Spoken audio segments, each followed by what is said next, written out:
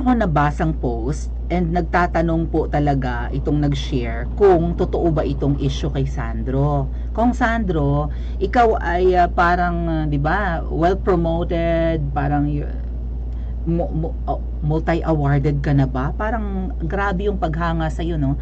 Bago kang miyembro ng House of Representatives kasi batang kongresista ka, tapos 'di ba, ang sipag mo raw, ang dami mo raw ginagawang mga panukalang batas. In fact, ito nga pong Maharlika Investment Funds ay kay Sandro ito. So, parang ang sipag niyang kongresista, 'di ba? Ang bango-bango ni Sandro talagang pinapabango pa yan ng Ensaymada Vloggers. I was part of the BBM Vloggers or Malacanang Vloggers or also known as Ensaymada Vloggers, na ang tawag ni Sas ay basahang vlogger ni Marcos. Mild pa nga ako, 'di ba? Hindi pa subtle pa nga akong mag name calling sa mga Malacanang vloggers or mga sip-sip kay Papshi. Ang tawag ko sa kanila, Ensaymada Vloggers, 'di ba? Pero ang tawag nisa sa kanila mga basahang vloggers. Diyos ko po, itong mga vloggers ng Kamangyang, ginoo ko. Anyway, masyadong pinapabango si Sandro ng mga vloggers na 'yan. Pero ano itong isang shinare na patungkol sa nananakit ka raw ng babae, Sandro? Well, ayan. Sige. Bra, sabi ni political witch boy na hindi makilala ng Malacanang kung sino yan. Sanjo, tinag talaga si Sandro Marcos. Nakatag. Ayan, wow, he has 1.6 million followers. Is this true? Sandro Marcos is a woman beater who pays for every abortion when his hookups get pregnant. Girl. Kung Sandro, kahit na hindi ako natutuwa sa'yo kasi pinaparinggan mo si PRRD nung mga nakaraang araw, tapos biglang nabahagang buntot mo, di ba? Pero itong allegation sa'yo, medyo heavy to, Can you confirm if this is true? Well, wala namang umaamin, di ba, sa kalokohan. Bibihira namang umamin ang kalalakihan. Pero ang ang nag-share nito ay Chika PH. So siguro kung Sandro, ano tong Eulaps Conyo? Hindi ko alam kung siya yung nag-share sa Chika PH. Ito po siguro ay group sa Facebook, yung Chika PH. Tapos yung Eulaps Conyo, siya yung nag-share ng post sa Chika PH. Ikaw daw ay mapanakit ng babae na nagbabayad para ipalaglag ang bata kapag ang iyong mga chinutsuk-tsak ay nakakabuo. My God. I used to be around the same circle of one of his ex-girlfriends. Okay? And it's an open secret around the upper class groups that he's done that. Oh my God, yung mga ilit-ilit ba mga ate at kuya? This is an open secret. So open secret is some kind of a anong idiom nga itong or anong figure of speech nga yung open secret? Parang I forgot na. This is not onomatopoeia. Onomatopoeia is mga sound yun antithesis. Nalimutan ko na yung mga figure of speech. Pero parang, di ba, open secret. Open, tapos secret, di ba?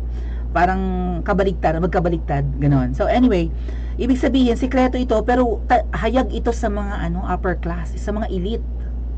Itong mga ginagawa ni Sandro or nagawa na. One of the women he impregnated or nabuntis and paid abortions for is the daughter of a late great rock singer. Late great rock singer. Ang unang pumasok ko mga ate at kuya sa isip ko ay si Francis M. Well, marami namang unang sumagi sa isip ko, yun ang naalala ko no, may mga, di ba, may mga rock singer tayo na mga pumanaw na. I think Pepes Boy pa ba si Pepe Smith? Sino pa yung mga rockista natin na mga nag-goodbye na? So kung may anak man yun, na-tsuktsak ni Sandro at nabuntis tapos pinalaglag ang bata. Sandro, ang bigat ng ng allegation sa'yo. Inang. kapal ng mukha, hindi naman gwapo. Gwapo si Sandro. To my standards, gwapo na siya. Alam niyo naman ako, hindi naman ako pihikan, di ba? Okay nga sa akin ang hipon eh. Ano ang hipon, mga tat kuya? Kapal, manakit ng babae, dapat yung pagmumukha niya yung binubugbog. Alam niyo kasi, hindi, sabi nga po, ang mga babae minamahal, hindi sinasaktan. Tuloy parang na-turn off ako. Gustong gusto ko pa namang maging boyfriend yung kapatid ni Sandro. Baka mamaya saktan lang ako nun, di ba? Baka ibibigay nga sa akin ang tala at mga bituin sa langit. Yung pala kaya nagka-bituin sa langit, nasuntok ako sa mata, nakakita ako ng stars, di ba? Bush! O di nakakita ko ng kumukuti-kutitap dyan dahil nga ako'y nasuntok sa mata.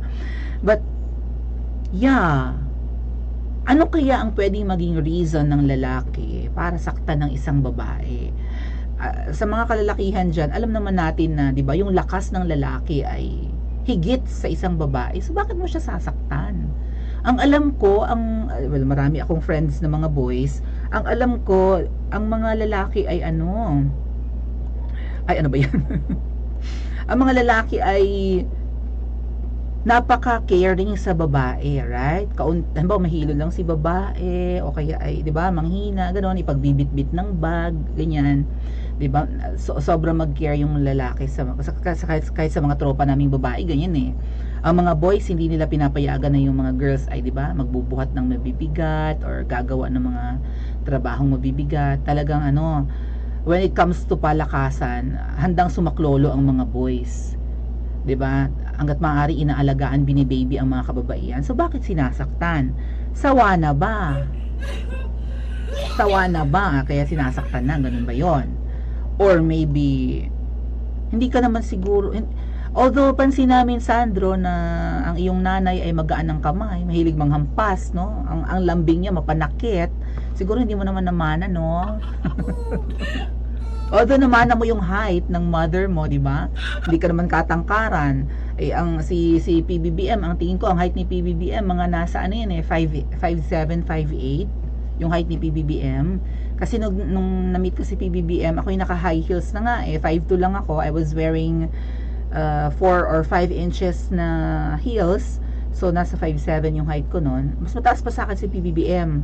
Mas matangkad pa ng konti. So, may katangkaran ng konti si PBBM. 5'6", 5'7" nga siguro yung height. Si Sandro mukhang maliit, sumana sa nanay. Yung mga kapatid ni Sandro, yung pangalawa tsaka bunso, mas matangkad sa kanya. So, ang tanong ay may height lang ba ng iyong Ma'am Shikels ang namana mo? Baka yung pagiging magaan ng kamay, namana mo rin. Yeah. So, okay. So, at least, di ba, nasagot yung tanong kung si Sandro ba ay binabae.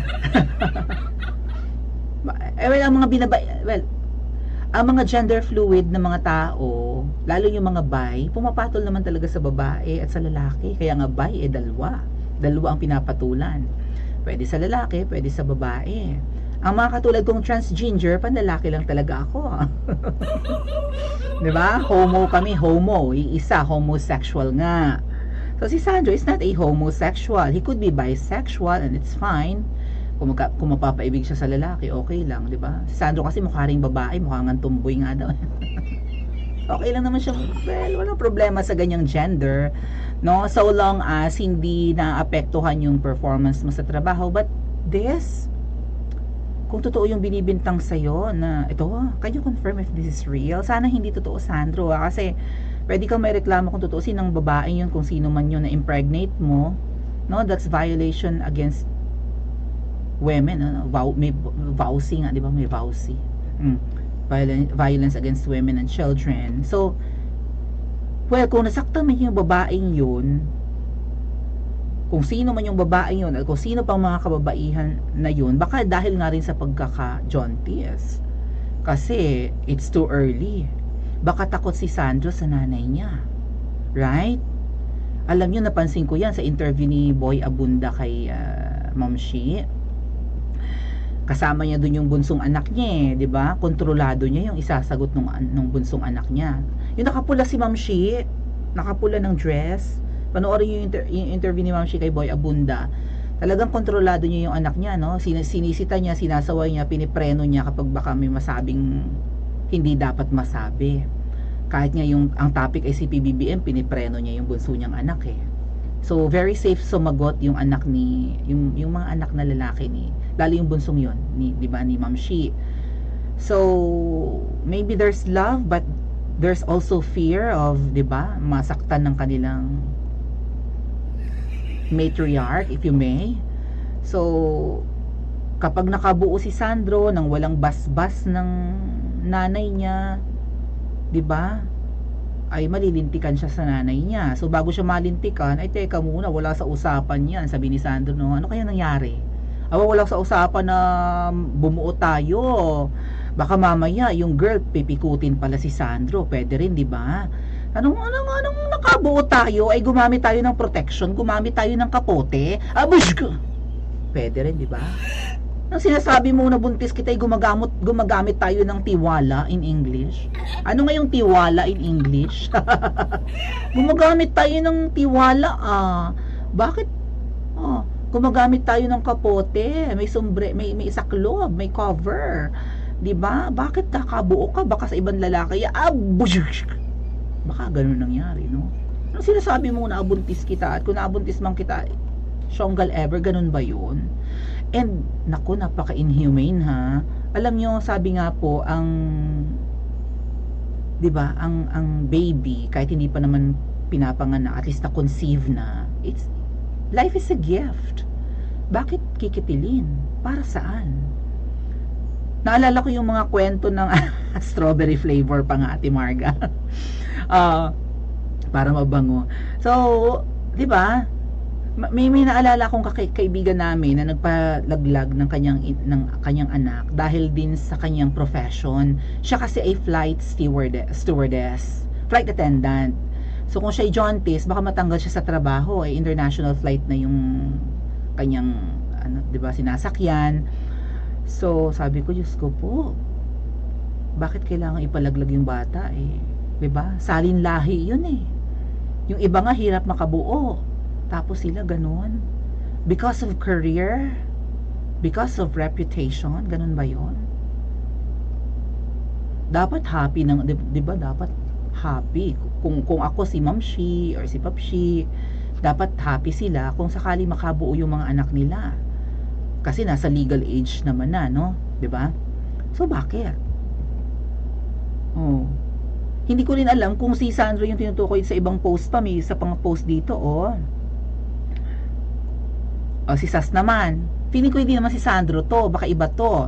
Yung isa, ang lakas manlait ng nanay, pero yung tatay niya natanggal sa trabaho at illegal nagkumpiska ng 600 plus na baboy at kinain pa ang what? Sino yung tinutukoy ni Sas na ito? Blind item Ang nanay naman nag-falsify ng court document. Nako, delikado yan. Yung isa, police patolang kasama sa iskandalo na naglagay ng sili sa nota at web packs ng kapwa police. Ay, kilala ko ito, yung top 1 daw ito, di ba? Proud pa nga siya, nang haplas siya ng katumbal. At itong latest pa, gentle pero serial abuser at pinilit pang magpa-abort ang isa sa mga dating jowa. Serial abuser, pinilit magpa-abort ang isa sa mga dating jowa. Ano ba yan? Tingin ko hindi si Sandro tinutukoy, baka vlogger ang tinutukoy ni Miss Sas. Ano ba yan, mga vlogger ng palasyo, mga nagpapa-abort? Tapos si Sandro may issue ng ganyan. Sana Sandro hindi to totoo. 'Di ba? Dapat maging happy na ang mga magulang mo kasi salamat po Ate Fel Makapin po yan. Dapat maging happy sila at huwag kang matakot kasi hodang mabugbog ka, kasi hodang masapok ka, mablak-ayan ka. Masyado kayong nagki-care sa inyong sa inyong reputasyon, sa inyong career. Well, baka hindi na nga kiligin, di ba, ang mga botante kung ikaw ay batang ama. Siyempre, mas maganda na may kilig factor kung ang alam ng marami. Kaya siguro hindi rin maamin ni Sandro na girlfriend niya or kung ano man ang relasyon niya kay di ba?